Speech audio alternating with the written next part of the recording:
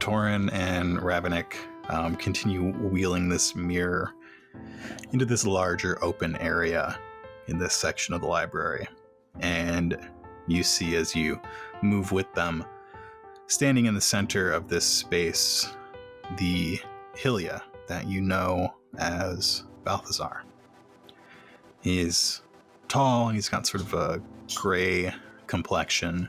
His features are sharp and dramatic, and the light coming from the stained glass windows is dim, casting this area that he is standing in shadow. He is accompanied by a very large stone folk. His stones are dark, almost black, with a little bit of a shine to them, and you can see the glow from where the stones meet from that molten core inside. And you also see that Hutchin from earlier, the one that you evaded detection. And Balthazar guides these two moving the mirror. He's wearing his long robes of the seer with the silver hem along the bottom and along the collar, and he's gesturing for these two to just bring it a bit closer. We're going to set it right here. And who is this? He gestures towards Cælum. Balthazar, you don't recognize an old colleague? An old architect of my rank? Yes, architect. Cælum Clara, is that correct? My reputation precedes me? Not sure. Well, yes, it does. You haven't checked in a few months. Well, Balthazar, seer of the Fellowship, I've had quite a few adventures. I've got plenty to share with the Fellowship.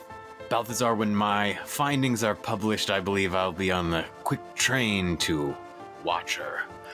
Now, if you would, I'm curious about this artifact. If you recall anything about my studies as an architect, I specialized in rare antiquities, artifacts like this mirror of yours. It's quite unique. Balthazar turns to the human beside him and says something quietly to him. The human responds quietly. Torin, does Cælum have an appointment in the forbidden section of the library today? No, he doesn't. We found him over in the stacks. You decided to explore this area that you're not allowed in today? Just checking out a rare book, sir. Deception? Okay. Okay, first, are you sure? And second, what is your deception? Yeah, am I sure? Okay, I want to make that. Cælum says that. I want to do it as a leadership. It's not meant to deceive, but meant to make Balthazar think that Cælum is privy to maybe something he's not. How many story points do I have? You have 2. I'm going to flip one. It's against 3 reds and a purple. Okay. 1, 2, 3. That's this is an impossible roll. It's not you've passed impossible rolls before. This seems incredibly impossible. There's not a word for how impossible this roll is. It's just hard. It's just, daunting. It's a daunting roll. Okay. Can I get a boost because does Cælum have any books on him? Cælum has Bellman's journal. As Cælum says this, he waggles a small journal in his hand. I want a boost for that. Okay. As if he actually has a book. Even though I don't think Balthazar believes it. I will let you have that. Okay, I'm rolling that one. It's 2 yellows and a blue versus 3 reds and a purple. Yeah. You okay with that? Sure. I rolled 1 despair. Perfect. Your 2 keepers, were they... He looks to the human, squints a little. Ben and Quen? You left them on Volk, did you not? With no instruction, no information about where you were going or what they should do next. My whereabouts are pertinent to the research itself. Balthazar. Where I've been is not my fault. My disappearance is a result of my discovery. And with our research, with more of an understanding of where I've been and where I went, the Fellowship can only learn more and understand more. There must be forgiveness for the sake of knowledge. My keepers found their way back safely. All I ask is that you hear me out and allow me to illustrate what I've learned for you and our other scholars here at the Fellowship. Forgiveness. Well, he reaches up to this surface above. Everything around you is covered in these like white cloths, with the exception of a few strange pieces of machinery, and picks up an apple from over there, starts walking with it, and takes a bite out of it. And what is this discovery that you made? This discovery so important that you would leave two subordinates who were on their first mission behind. Balthazar, I've seen things none other in the Fellowship have seen. I've traveled to another place, another reality, a place between worlds. I've traveled through this place, through space and through time. I've come out years in the future, years in the past. What I've learned could be, I'm not saying it could be harnessed or used, but this knowledge must be documented. It must be understood and shared. Give me a perception check. The difficulty is going to be average, with 2 setbacks, one for it being not well lit around here, and the second one because you are in the midst of trying to win Balthazar over. You said perception, and what was the difficulty? Average with 2 setbacks. Wow. A waste. 0 successes.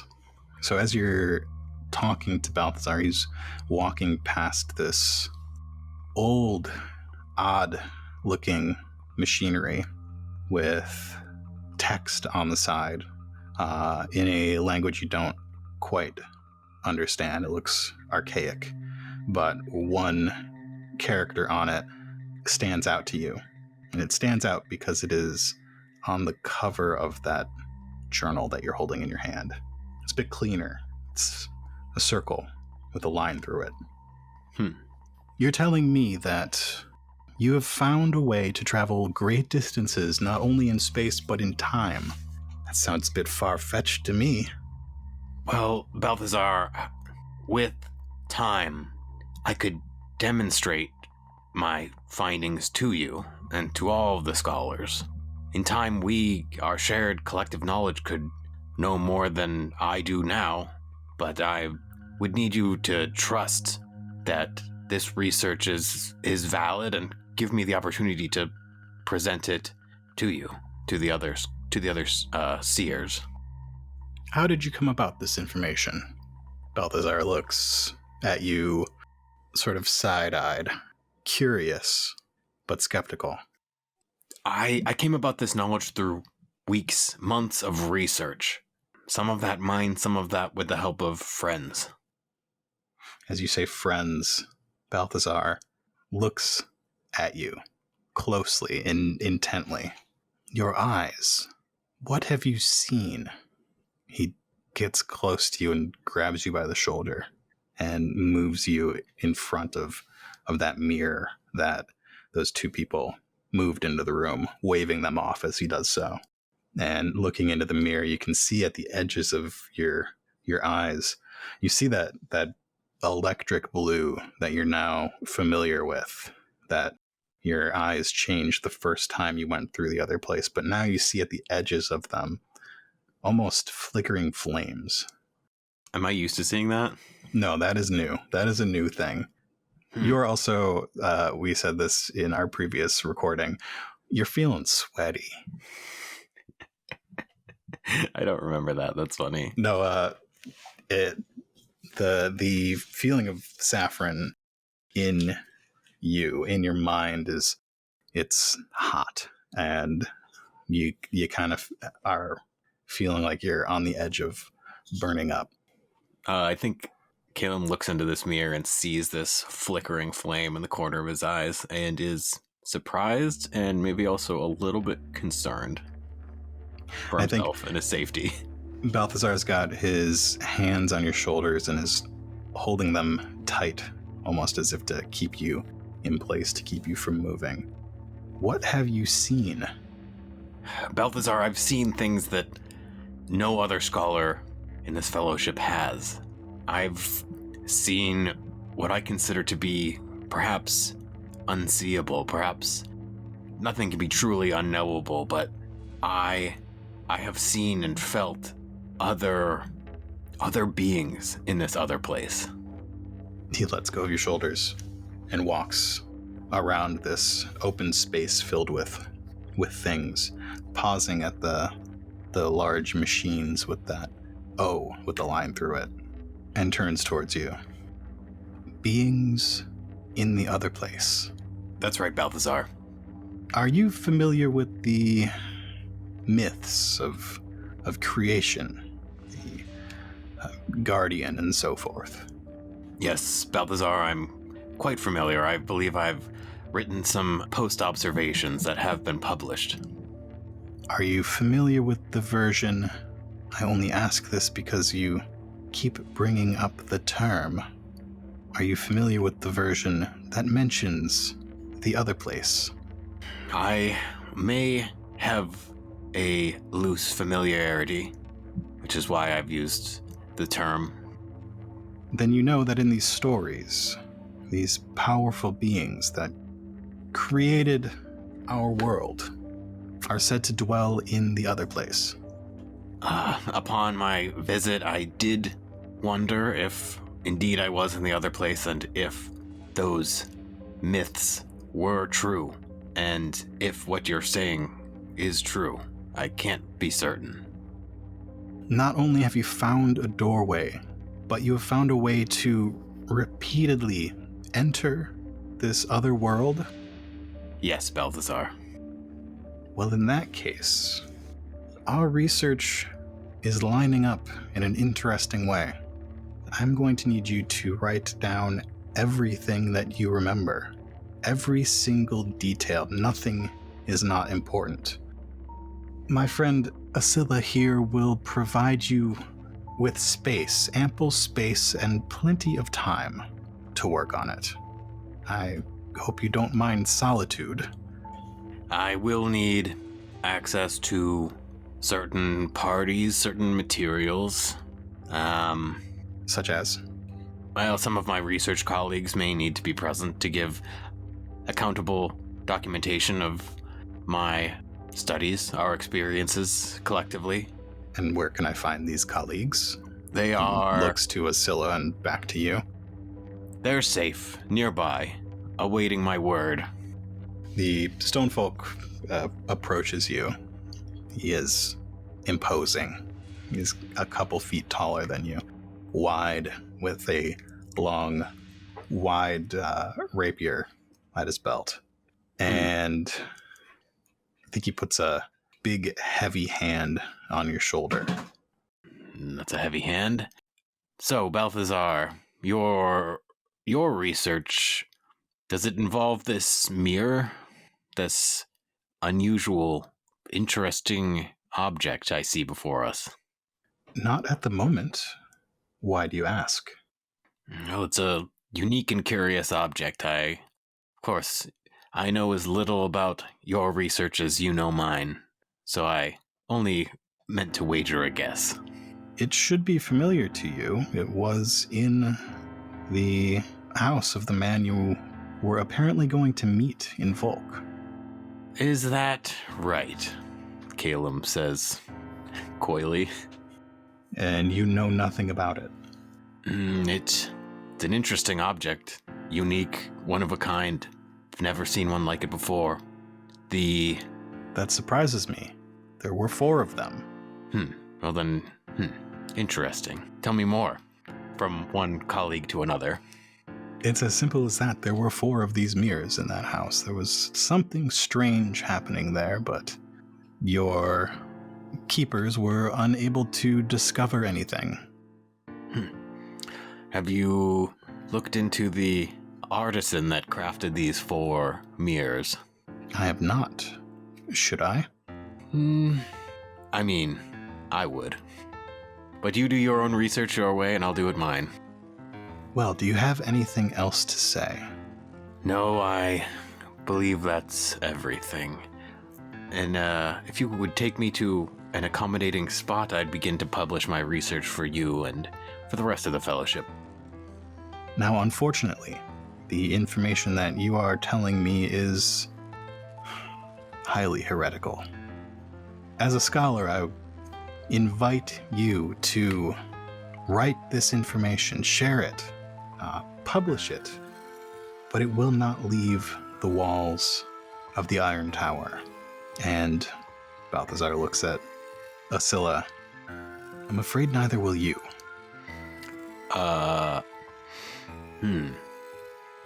He starts sort of pushing you towards the way that you came in. Balthazar, my knowledge should be published. It should be shared. Oh, it will be, but not widely distributed. There's no reason to keep this from people. There's no reason to be hoarding these rare and mystical objects up here, sitting on a throne of knowledge that you won't do anything with but rule over others. These objects are dangerous, confiscated from necromancers and fools. These objects in any hands other than the Fellowship's are, well, problematic, to say the least. Balthazar, new things are always going to bring fear to people. Until we learn to accept them and be comfortable, to learn to accept them and welcome them into contemporary society, they will always be frightening to others. You need to allow these things and allow my knowledge to leave this tower. I won't publish anything if I'm not able to let it leave this tower and let the people of Guildland read it. We will see about that. He turns his back on you and takes another bite of his apple, directing the human to move the mirror. The stone folk begins pushing you towards the door, a strong hand on your shoulder. Easy there. So the stone folk grabs onto your arm. His hand is about the size of your bicep. Like, it fits around your entire arm. And he begins to walk you towards the grate in the floor that you came in through initially. And Saffron says, "Were you expecting this to happen?" No, Saffron. I was not expecting to be greeted this way. I expected to meet Balthazar, but getting caught and subjected to whatever this is, no, not expecting this. Well, here we are now. I think Cælum thinks to Saffron. Saffron, use your heat. Concentrate it where that stone folk is touching my arm. Hot as you can. It might hurt you. Well, do your best to make it not hurt me, Saffron. We will see. So what is that going to be? Saffron's going to do an Arcana attack. So is that what you're telling Saffron to do? Mm-hmm. Okay. He's very strong. He's pretty good. So this is like the big bad stone folk? Yep. All right, so Saffron rolled 1 success and 2 advantages on this magical attack, which is not a great roll, but we've got advantages. So as the two of you are walking towards this grate, you feel heat on your arm, and there's just this blast of fire that goes through the stone folk's fingers and up and down around his hand. Mm-hmm. What do you want to do with those 2 advantages? I think we're going to initiate combat. Cool. So it gets so hot that it is too hot for this stone folk to touch. For 2 advantages? I think that it's not just that, it's that there's a repulsing heat. There's a power that is like shooting a blast. repelling their hand. Yeah. The heat doesn't really affect them that much. It's more the power of Saffron that's pushing them off of Cælum's hand. Yeah, this stone folk is volcanic rock. And as that fire hits it, you can see the rock glow red. But yeah, it blasts his hand back, and you are no longer in Asilis's grip. We're rolling initiative, apparently. Yeah, we are. I'm gonna roll cool. Yeah. Asilis rolled vigilance. Does Saffron roll cool? Saffron rolls cool. You are not in visual range with Balthazar, but Balthazar rolled a triumph on his initiative. He heard that blast. Okay. Between Hoenir, Saffron, you, Balthazar, Asilis, and the two paladins, the human and the Hutchin, it is PC, NPC, PC, NPC, NPC, PC. You've got the first slot. All right. Okay. Do me a kindness. just describe the physical situation that we're in right now. Yeah. Player by player. You and Saffron and Asilis are very close to the grate that leads down into the regular section of the Forbidden Library. Hoenir is somewhere. There's a maze of cloth-draped things in this room. Balthazar is around a few corners in this maze. But right now, Balthazar and some paladins are around a couple corners. You, Asilis, and Saffron are in the same place, and Hoenir is somewhere. This place is this big circular domed room with the blue glass ceiling and stars. You can vaguely see the direction of the sun up through the ceiling, and there's also a walkway around the edge that's maybe 10 feet up, where if you got up there, you could see everything in the room. You said we were close to the grate. Yeah. Tell me about the grate. So the grate is basically your way out. The one way that you know of getting out of this place. It has a ladder, so it just drops straight down into the rest of the library. Dang. Okay. Yeah. It's big. It's a big open hole if you were to open it up, because this stone folk has to fit through it. Okay. I'm going to tell you what I want to do with Cælum's turn, which is going to be the first turn. I want to use some wind magic to throw this apprehending stone folk. You can try. I would have liked to throw them through the grate, but it seems too small. It would be enough for them to go through standing, like going up and down, but falling backwards into is probably not going to work out for them. Okay.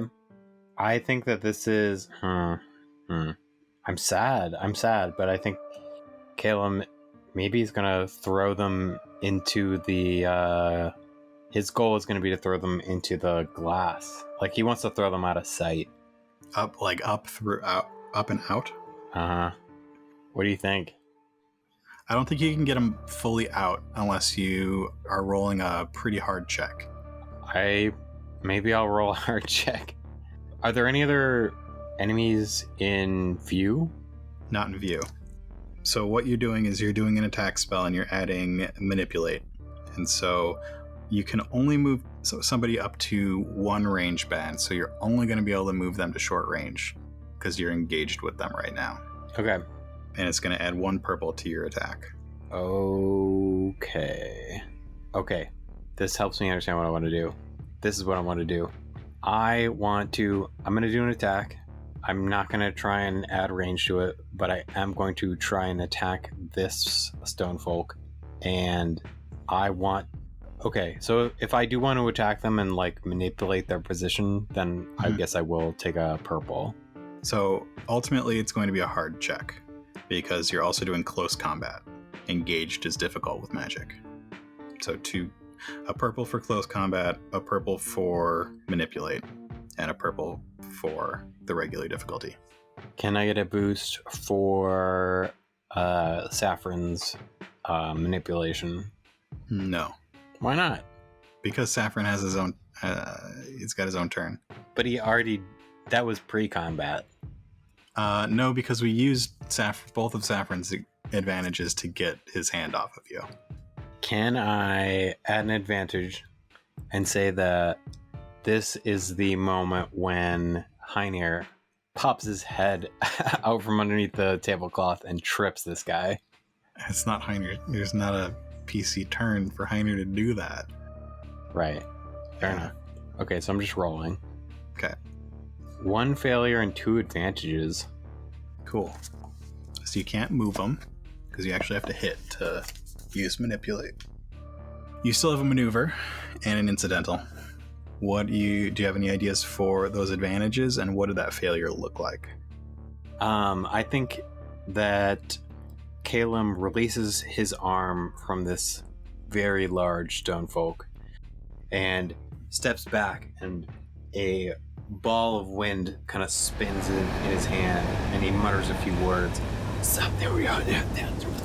And he shoots a wind at this tall stone man, and they slide back maybe 2 feet and plant their feet on the ground and are not moving other than that. Yep. And I think that I want to use my 2 advantages to say that Cælum is close enough to this exit door, this grate, as you've called it. Uh-huh. He says, "See ya," and tightens his body and jumps down it. Okay. So with your maneuver and your advantages, that grate was open, and you just hop backwards down the grate. Yeah, you just make your body a pencil and you just jump. You just jump down. Okay. And maybe part of my advantages is some wind slows his fall. And you hit the metal floor down below it. Yes. Acylus trudges towards that grate and begins to climb down slowly as a stone folk, climb down the ladder towards you. Unfortunately, it is a very tight fit for him, so he's unable to draw a weapon or anything right now, which kind of stinks for me. That's kind of all he can do. Yeah, he doesn't have magic or anything, so who's next, I guess? I've got some ideas. What do you think? What do you abstractly think about? Cælum thinks, Saffron, melt that grate. He'll never fit through once you melt it. Okay. I'm going to make this as hard as melting the bars was before, because we can only assume that whatever spells were forged into those bars are also forged into this metal and the stone surrounding it. Mm-hmm. You feel your hands move and your voice sound without you doing it, and flames shoot from your fingertips up into the space that this stone man is occupying, and they just sort of bounce off of him and aren't really able to hit the grate, and he just sort of absorbs the heat, and the spots where the flames hit him begin to glow and almost like molten stone, like magma. 2 advantages. What do you got?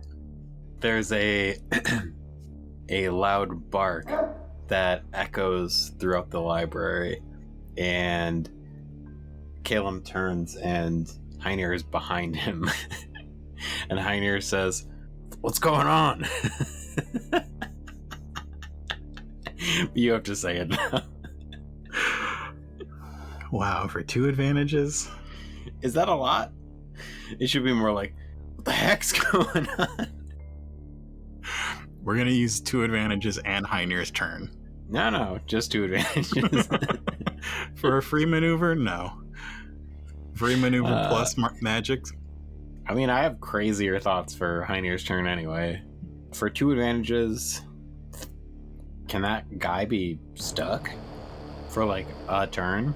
Which actually it's like terrible for him, but sure. Yeah, I think that can happen. Let me let me give you something better. So the heat that Cælum asked Saffron to basically melt this gated doorway, this passage around this stonefolk, didn't quite melt in the way that Cælum intended or Saffron intended. And I think that the stonefolk is kind of stuck, but because it's not quite done right, some cracks appear upon the ceiling. And I think that this very large and very heavy stonefolk cracks through this opening onto the ground. And wouldn't the that be onto Cælum? Was that? Wouldn't that be onto Cælum? Oh, part of my advantage is that Cælum takes a short leap back as that happens. But I think that the passage is widened, and I think that enemy should at least take one strain from that. They're gonna have to use a maneuver to get up. I think that's fair. I think it's kind of practically fairer than them just being stuck abstractly.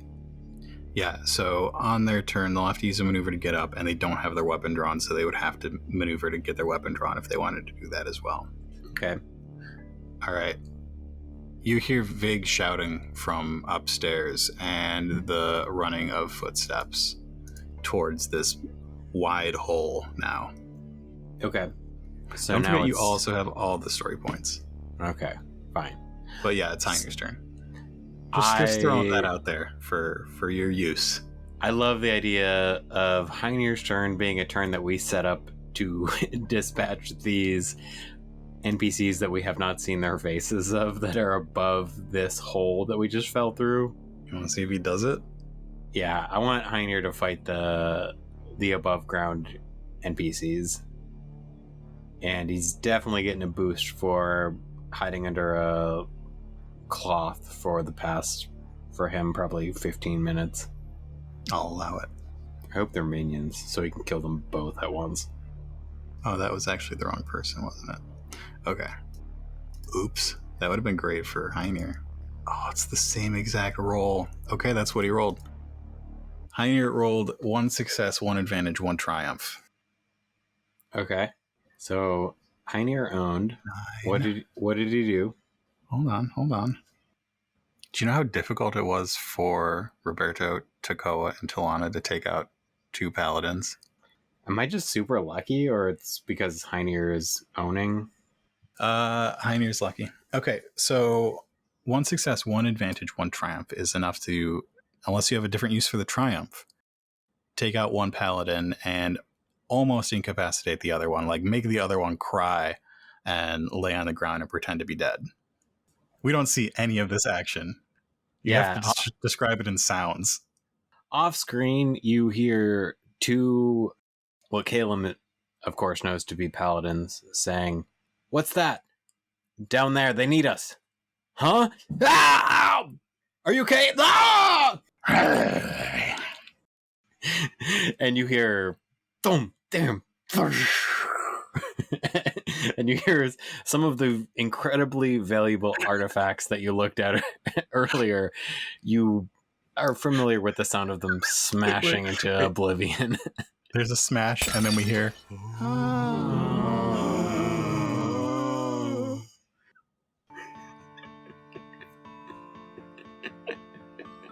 Perfect. This is going... It's going swimmingly. All right, so I'm removing those NPCs from the round, and we're back to the top. Is there anything else that I need from the Iron Tower? Let's grab a bunch of books off the shelves. I don't need more books in my abstract inventory.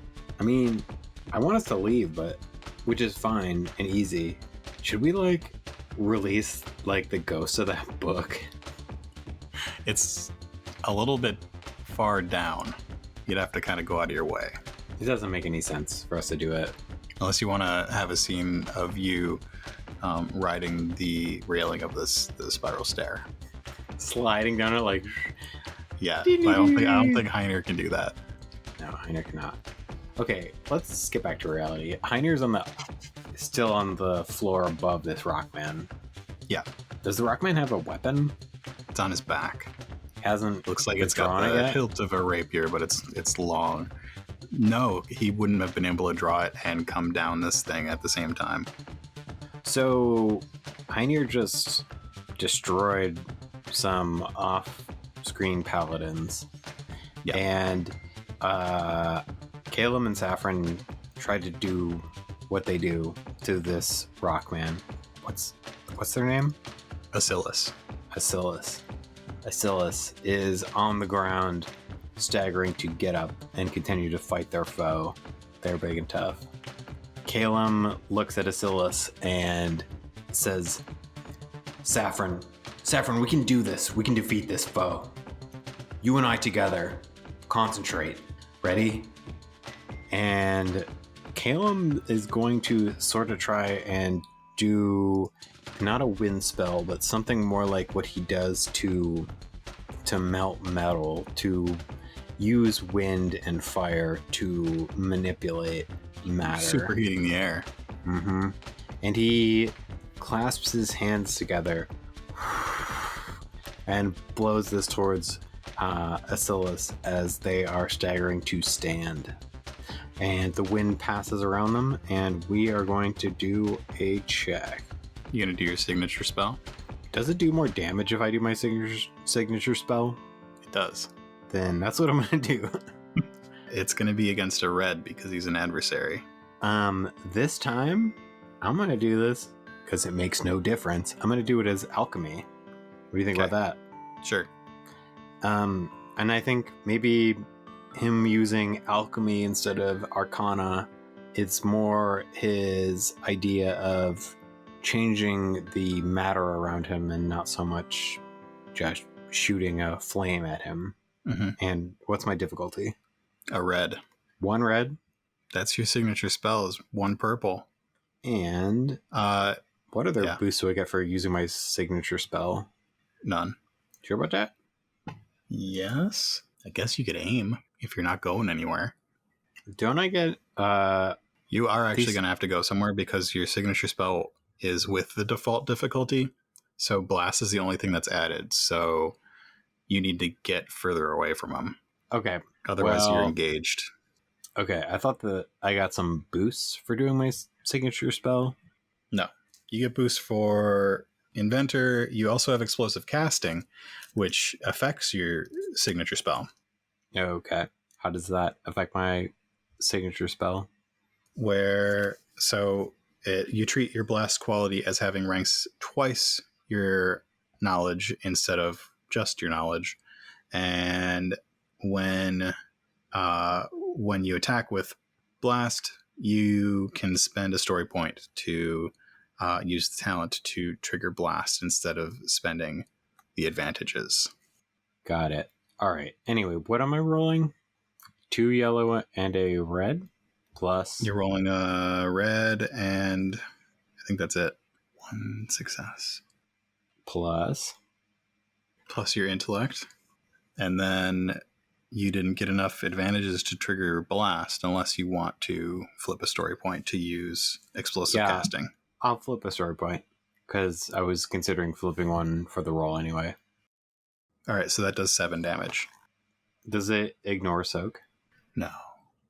But it hits him. Little. So what did that look like? You made the air in your hand and he superheated it, right? Mm-hmm. He blew through his hands and the superheated air traveled kind of in a vortex through this corridor and traveled around Elysius. And I think that the distance that needed to be between Acillus and Cælum was created by this blowing of wind, which sent Cælum back a few feet through air. Mm-hmm. And as it hits Acillus, some pebbles blow off of his shoulders. And I think that he's like glowing red. Yeah, as those pebbles shoot off, they just sort of shoot behind and vaporize. All right, it's your turn. He gets up off the ground and pulls this huge sword off his back. It is 4 or 5 feet long, has a handle like a rapier. It's thin for its size, but it's a couple inches thick. It's like 3 or 4 inches thick. And he begins advancing towards you. And since he was on the ground, that's all he can do. Who's up next? I think that Hoenir is going to be up next. Okay. And I think Hoenir's like the star of this team. I think Hoenir's turn begins with the 4 padded feet, the sound of 4 padded feet falling behind Acellus. Boom. The metal groans slightly under the weight of this rock man who weighs a ton, and then this 400-pound wolf. Hoenir doesn't mess around.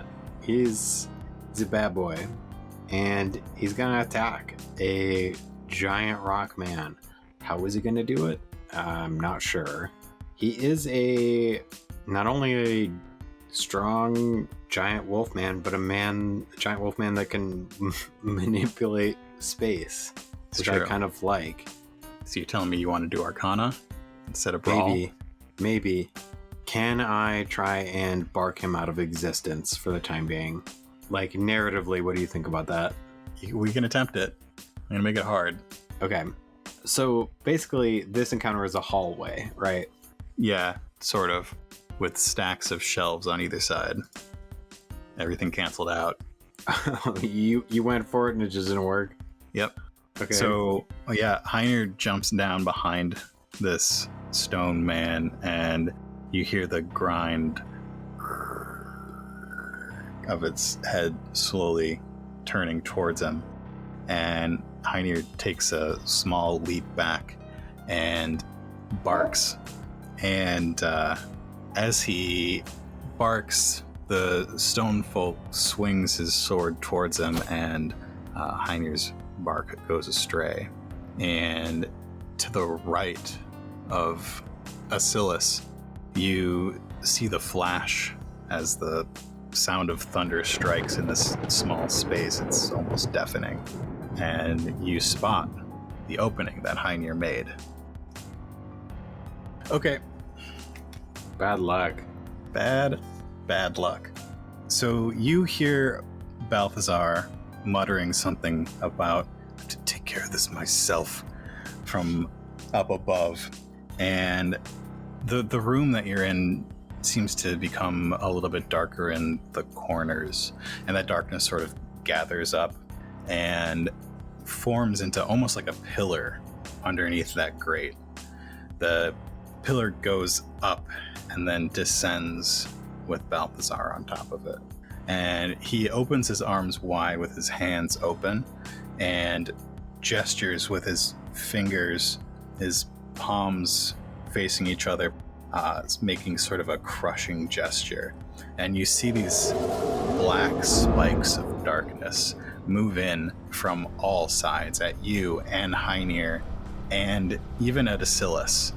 But Balthazar is not fast enough, and Hoenir jumps aside and you duck out of the way. They hit Acellus but do nothing to him. So Hoenir accidentally opened a portal for us? Yeah. And there are spikes flying at us? I picture they're continuing to fly at us. Yeah. And it's more of almost like this room is closing in on either side. Cælum says to his party, Hoenir, we can't win this fight. We're leaving. You've opened a door. We're traveling through it. Saffron, just stay with me. You're not going anywhere. What do I gotta do to get in there? Survive Saffron's turn, and then it's your turn again. So what's Saffron gonna do? Well, Saffron does what Saffron does. Saffron does what Saffron does, so I'm just gonna do what Saffron does. Yeah, you tell me. Saffron knows magic.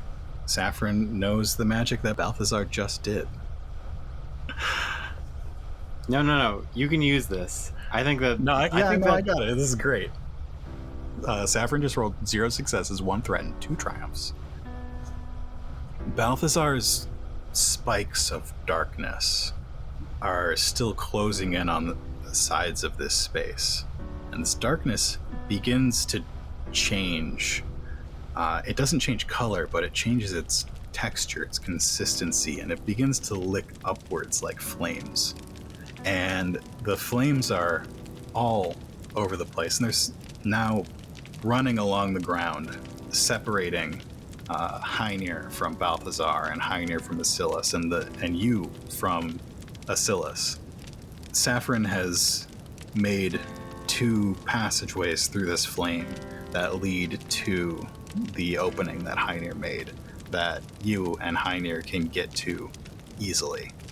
Those black flames begin to dance around the edges of this space, and the cracks from where this ceiling broke and caved in begin to expand downwards towards the space behind Balthazar.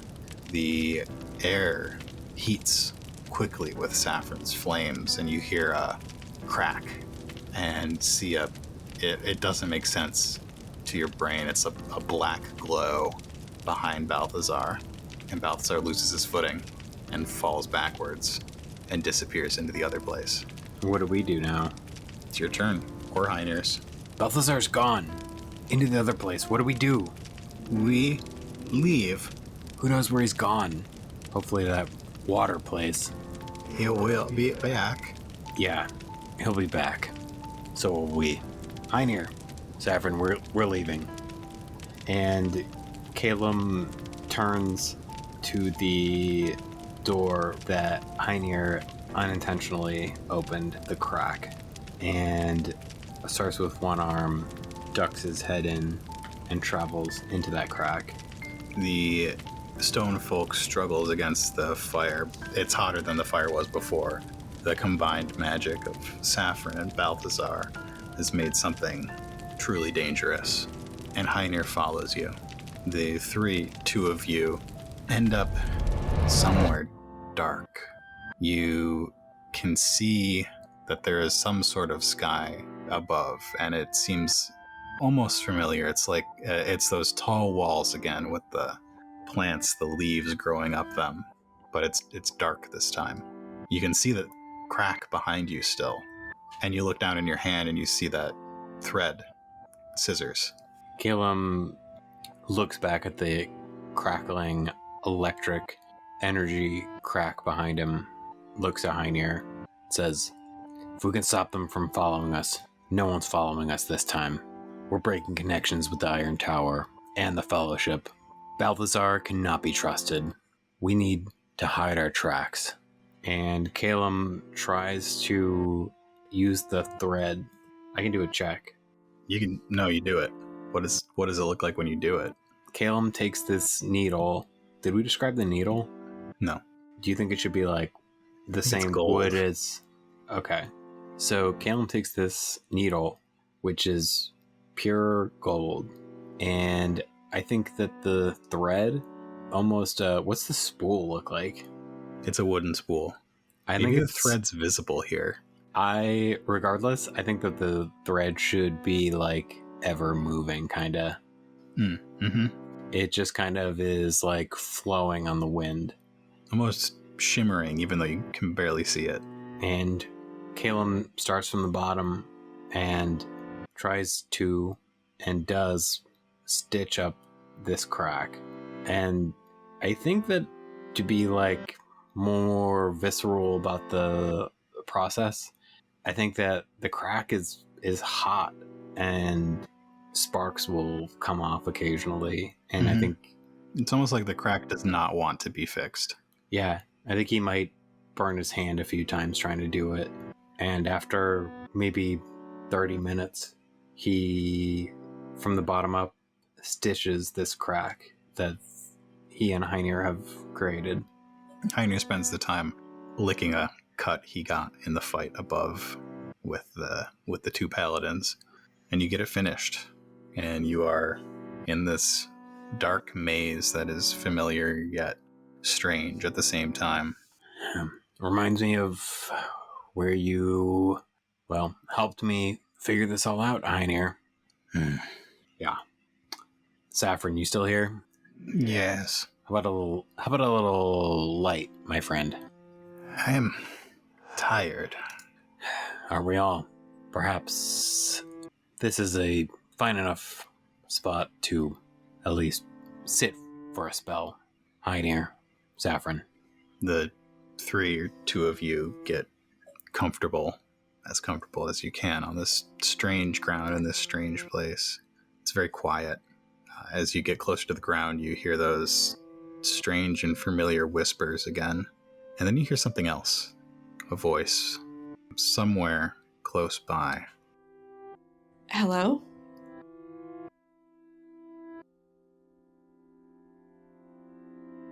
Thank you for listening to this episode of The Other Place. The Other Place is a production of Nightcast Creative. For more about us and the things that we do, visit nightcastcreative.com.